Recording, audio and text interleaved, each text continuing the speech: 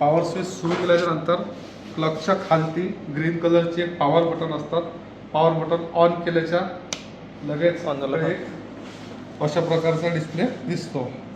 इथे लावायची प्लेट, इथे नाव पण असते पेशंट प्लेट म्हणून. इथे लावल्याच्यानंतर हा लाईट बंद होतो.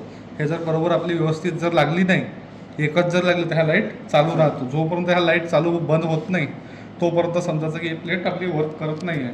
आता लाईट बंद झाला, ही पेशंट प्लेट आहे. याच्यावर आपण लॉक्स जेली लावून हे आपण पेशंटच्या हाताखालती पायाखालती प्रॉपर लॉक्स जेली लावून ठेवायचे. हे टच झालं पाहिजे पेशंटच्या, त्याच्यावर पेशंटचं जेव्हा हे स्किन टच पाहिजे भेटल.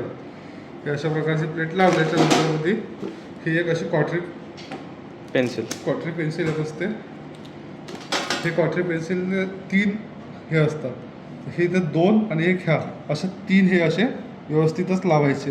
हे बिलकुल असं इकडे तिकडे कसं कुठंच नाही लावायचं, बिलकुल सेम जिथं लागते तिथंच लावायचं. अशा पद्धतीचं लावल्यावर तुम्हाला जर कॉटरीची जर हे वाढवायची आहे तर इथं तुम्हाला कॉट हे इथं कॉटरेज हे सगळं दिसून जाते.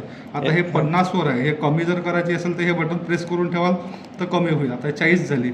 आता मला 45 करायचे. 42, 43, 44, 45 आणि इथे 74 आहे. हे बी मला 45 करायचे म्हणून मी इथून कमी करतो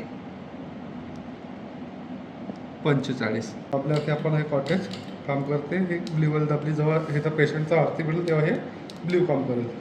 दिसते तर ब्ल्यू कलरचे बटन दाबले तर ब्ल्यू कलरची लाईट लागते, म्हणजे आपली सगळं कोॲग्युलेशन आहे. काम आणि येल्लो आपण ठेवले तर येल्लोचं कट दाखवते. ठीक आहे. हे पेशंटच्या खालती ठेवल्याच्या नंतर कधी असं बाहेर राहिलं तर हे तसं वेट जर पडलं तर हे तुटून जातं. हे खूप महागडे एक्सपेन्सिव्ह असतात. त्यामुळे याला कधी पण हे एवढं अंदर टाकायचं जेणेकरून याच्यावर वेट पडणार नाही, हे तुटणार नाही. हे सांभाळून जायचं, म्हणजे इथूनच खराब होतं, ते खराब झालं की प्रॉब्लेम होतो. याला चांगलं काळजीप्रमाणेच वापरायचं, काळजीप्रमाणेच ठेवायचं.